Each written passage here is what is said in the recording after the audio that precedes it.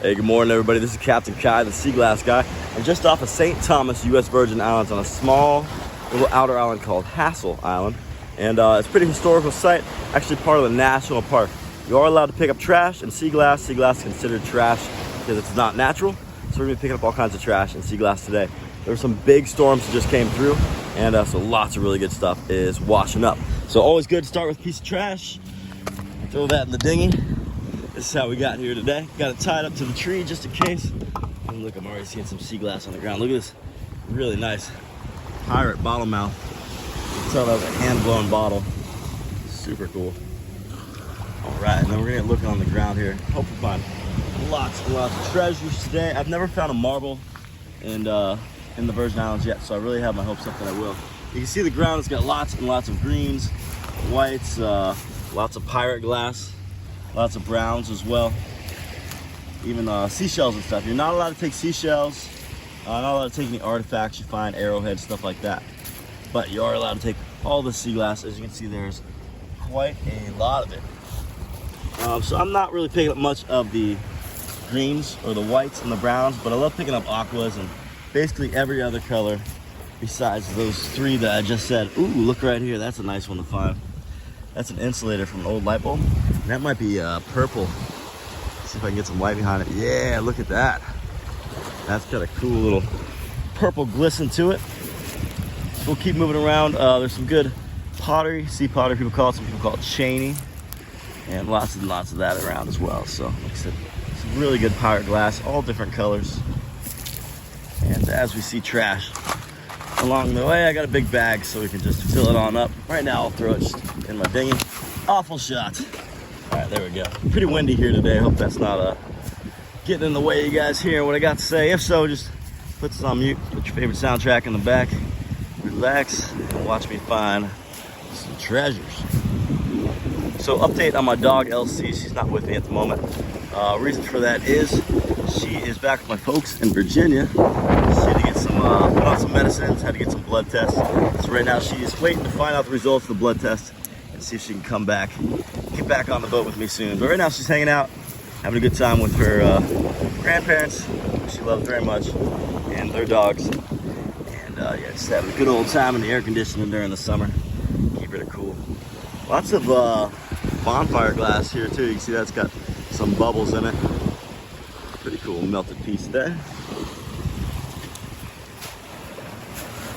So I've been kind of going around all the Virgin Islands, St. Thomas, Livongo, St. John. I haven't been to St. Croix yet, but as far as St. John and St. Thomas go, I haven't found any sea glass what's to speak of, except for this right here that I'm showing you guys. Other than that, not really much on any of the beaches.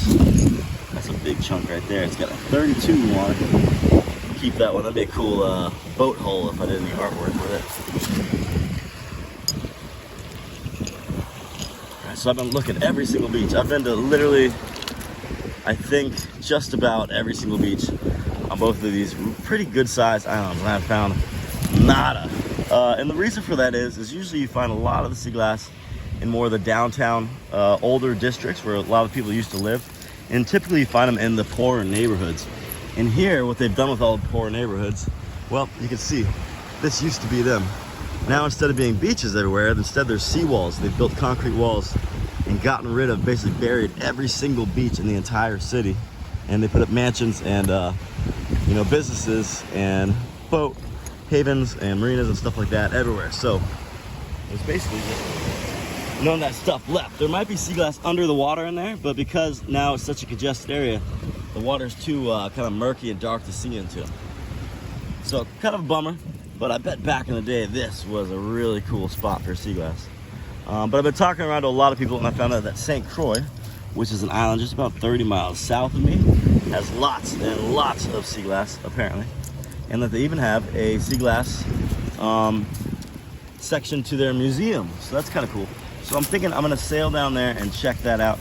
Unfortunately, I had to buy a new freezer, a new generator this week, and new fuel tanks. So that set me back pretty hefty penny. So I've been working to get those ordered and installed. That way I can get on moving and get back to sea glass hunting. But it's finding some pretty decent stuff here, like lots of pirate glass. I love these flat pieces because you make really good stacks with them. Lots of bottle lips. You get the occasional little blue here. Nothing too crazy. Now, as we get down this beach a little further, I think it's gonna get better and better. Ooh, another nice bottomouth. Look at that, that's almost a perfect ring right there. Heck yeah, I can wear that one. Oh yeah, that's fancy, y'all. Cool. Drop my sea foam there. Get that back up. I'm seeing some decent driftwood around, lots of coconut husks, and lots of coral, shells, rocks, stuff like that. You gotta be careful, make sure to take a glance back at your dinghy every once in a while. Even though I got tied to the tree, waves are pretty big. We don't want too much water getting splashed in there. It'll be really tough for me to haul back into the water. All right, so keeping our eyes peeled. It's like a nice tealish green. You don't see that color very often. All right, and a lot of the stuff got washed away yesterday with all the big waves. We had up to 40-mile-per-hour gusts. As you guys know, a big storm kind of came through the Caribbean and brought a lot of wind with it. We didn't get any rain or nothing like that. So just a lot of wind, but it seems to be over with. There's another storm coming through very soon. Ooh, I see something pretty good. That's a big piece. Look at that. Oh, definitely a bottom of some sort. You can see there's tons of sea marks in that one. What a pretty color too. Nice deep aqua. Rad, that's a good find. That's why you want to come check after the storms. If you're in a good sea glass spot and you get a storm comes through, it doesn't even have to be, you know, lightning and rain and all that. It could just be some big wind or some big wave. It's all it takes for some sea glass beaches to get kind of torn up and for new stuff to show up on the surface. So, pretty neat. Looking around here, like I said, lots and lots of this pirate glass. I talked to a park ranger the other day, and he verified for me that you are allowed to pick up sea glass because it's not natural, it's man-made, and because people left it as trash, you're allowed to pick it up. So pretty cool. You know, most places, especially national parks, you're not allowed to pick up stuff, anything. But if it's trash, it's kind of the cool loophole in sea glass is you're technically helping out the beaches. So you're not doing anything wrong by taking anything, as long as it's man-made and it's left there as trash. So pretty cool. Some nice pieces showing up as we're getting further down. We got a ways to go. So hold on with me and hopefully we'll find some more stuff. Big rocks we're walking over today. You can see they have the remnants of probably the old rails, like maybe like train carts and stuff that they used to get stuff around the island here. Looks like almost a sled right there, and you can see lots of these tracks on the ground. It's got a good piece of black under there. Oh, no. So this glass is probably just as old as everything else, but maybe it was stuck under a rock for 100 years. So it's still pretty shiny. I'll throw that one back in. You don't have to pick it all up. Just pick up what you like. Leave the rest for the next generation. Get you guys another close-up here. Lots and lots of little rocks here. It's kind of changing what the ground looks like here. We're going from bigger rocks to smaller rocks. See a decent cobalt there. Nice sea foam. So we're finding some pretty decent stuff here, guys. Ooh, look at that. Lime green. Love it. And you can kind of tell, based on this line of seaweed, how far the tide came up. So I know that I've already kind of looked through everything above the seaweed last time I was here. Everything below the seaweed, that's our low tide line up to our high tide from the most recent storm. That's going to be a good spot to check. So let's keep at it. Some big pieces of pirate starting to show up. Let's see what color this pirate bottom was. Ooh, yeah, really dark olive. Most people would have thought that was a rock. It's so dark. But they added iron to the glass mix back today to make it really dark, make it UV resistant. Make it extra strong, extra thick. Pretty cool. Another piece of it right there, and a little bit of teal underneath that. Teal is always a good color to find. Got another good piece of trash here. Yummy. Stuff that in the side of a bag. Ooh, I see a little piece of blue poking up. Right under here. Still a little sharp though, so we'll toss that one back in to cook for a little bit longer. Somebody else will find it another day. Maybe one of you. Lots and lots of pirate glass. So cool. So we're gonna keep going down the way. Ooh, we need to see another bottle mouth. So the bottle has its body. It's got the neck going up, and then at the top is the mouth. And if these mouths break, they turn into lips. Like, for example, this is a lip right there. Pretty neat, right? So we're gonna keep on moving. More pirate glass right there. More sea foam there. More pirate there. Tons of pirate glass. Now, obviously, they don't make pirate glass anymore. So when you see it on the beach, you know, hey, this is an older beach. And based on some of the things I've found here, based on the dates on bottles, or not even the dates, but just the emblems, I was able to look them up and determine that this beach, the trash on it was from before the 1890s all the way down until about the 1840s. So about 50-year period, maybe longer, hard to say, but at least those years this was an active trash dump, which is pretty cool. It's just a nice flat one right there.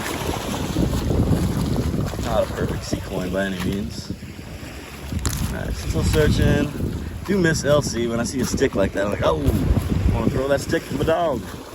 But she's not here, sadly. Do miss her.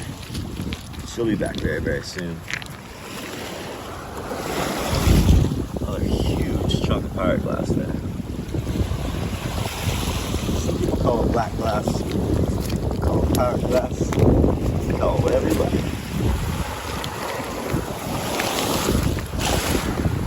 Enough of it here to go around. And I see a little chunk of lavender there. Nice, we haven't found much lavender today, so that's a good one.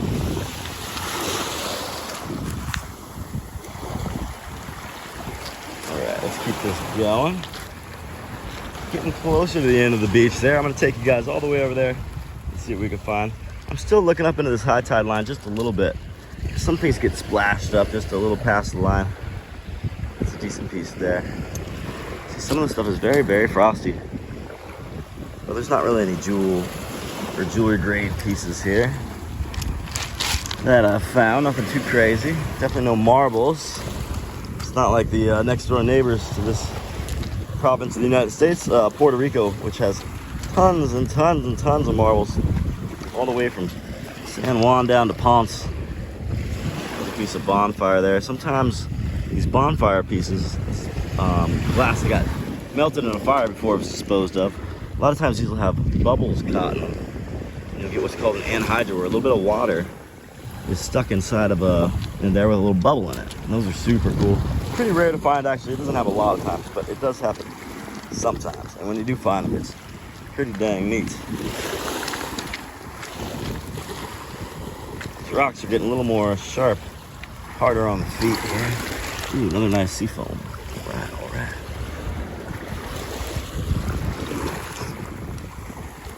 Let's keep going. Still looking up here a little bit at the tide line. See if you see anything good. I'll grab some of this trash on the way back. I got a trash bag in my bag, and I'm gonna use that.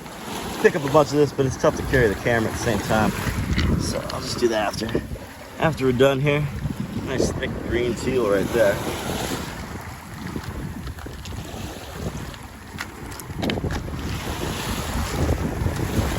Big chunk of sea foam, nice flat one. That'll be good for a stacker.